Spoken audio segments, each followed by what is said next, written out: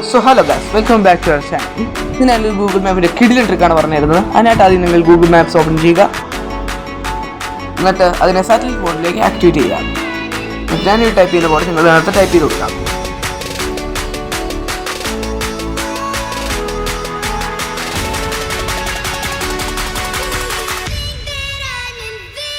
Code നിങ്ങൾക്ക് ഇവിടെ കാണുമ്പോൾ നിങ്ങൾക്ക് എടുക്കാവുന്നതാണ്.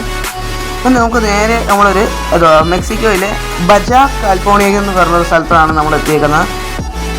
അവിടെ നിങ്ങൾക്ക് കാണാം, അവിടെ ഒരുപാട് ഒരു അത്ഭുതമുണ്ട്. അതായത് ഒരു കിളി അവിടെ വരച്ച് വെച്ചിട്ടുണ്ട്.